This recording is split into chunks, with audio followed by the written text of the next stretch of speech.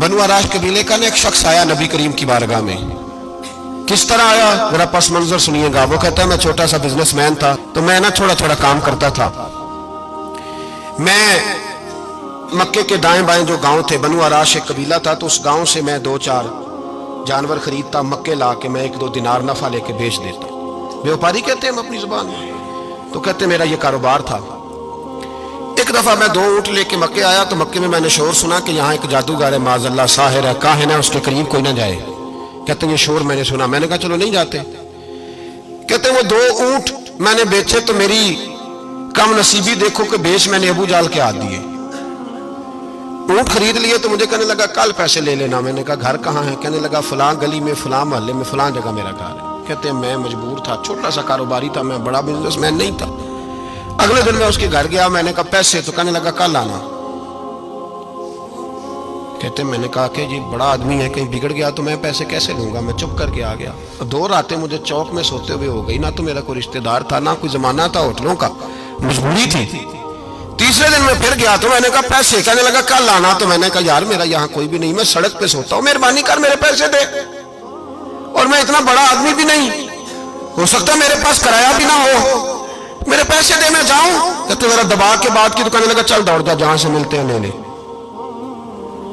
ये ताजर जब डूबते हैं तो ये खुदकुशियां करते हैं, इसलिए कि जिस आदमी की असल जर डूब जाए वो किधर जाएगा बेचारा।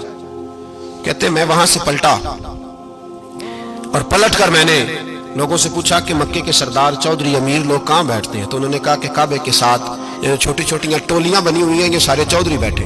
कहते मैं जाके एक टोली के बीच खड़ा हुआ, उसमें अबू लहब, अबू सुफियान, उतबा, उतैबा, शैबा सारे बैठे थे, बड़े बड़े सरदार। मैंने उनसे कहा कि भाई चौधरीओ मेरी थोड़ी मदद कराओ, एक आदमी को पैसे दिए हैं, माल दिया है, वो पैसे नहीं दे रहा, और मैं मजबूर हूँ, परदेसी हूँ, गरीब हूँ, मेरी मदद हो जाए।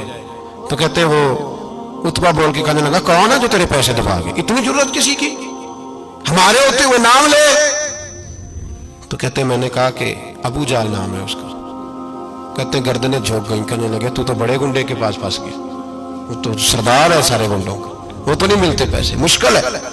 कहते मैं कांपने लगा कि मेरे पैरों तो जमीन निकल गई, यार पैसे नहीं मिलेंगे तो मैं तो घर नहीं जा पाता, किराया भी नहीं। कहते उतैबा ने मजाक किया, सामने खाना काबा के साथ टेक लगा के रसूल पाक तशरीफ फरमाते, माज अल्लाह सुम्मा माज अल्लाह, नकले कुफर कुफर न बाशद। उसने मजाक किया, कहने लगा वो जो बंदा बैठा है ना वो तेरा मसला हल कर सकता है। कहते उसने मजाक किया, बाकी ताली लगा के हंसने लगे। मुझे समझ ना आई, भेजते भी हैं, मजाक भी उड़ाते, पर डूबते को तिनके का सहारा में चला गया।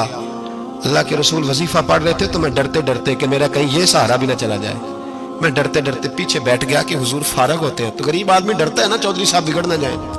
तो उसी पस मंजर में मैं डर रहा हूं कि कहीं कोई बात ना हो जाए, फारग होते हैं तो बात करता हूं, लेकिन कुर्बान जाऊं। अभी मैं बैठे था, मेरे नबी ने रुख मेरी तरफ फेर लिया। कहते मैं परदेसी था, मेरा कोई अपना नहीं था। 2 जुमले नबी पाक ने कहे और मुझे यूं लगा कि बिछड़ी हुई मां मुझे मिल गई है। 2 जुमले नबी पाक ने, पहला जुमला फरमाया भाई परदेसी लगते हो, और दूसरा जुमला कहा परेशान लगते हो। कहते हैं मेरे आंसू यूं निकले जैसे नहरें बहती हैं। मैंने कहा महबूबा मैं तुझे जानता तो नहीं, पर परदेश में लुट गया शाला, परदेसी कोई भी न थी वे, कख जुना तो पारे। हुजूर एक आदमी ने पैसे दबा लिए। कहते जब मैं रोया तो नबी पाक ने ना नाम पूछा उस बंदे का, ना काम पूछा, मेरी गर्दन पे थपकी दी, फरमाया फिक्र ना कर, जैसे तो कहेगा वैसे ही हो जाएगा। काम भी नहीं पूछा, नाम भी नहीं पूछा। हुजूर ने बाजू थामा, घर लाए, और हुजूर ने टूटी हुई चटाई पे बिठाया, और अल्लाह का लाडला नबी अपने मुकद्दस हाथों में मेरे लिए खजूरें लाया, और हुजूर मेरे लिए दूध लाए। करीम ने मुझे खजूरें खिलाई, दूध पिलाया।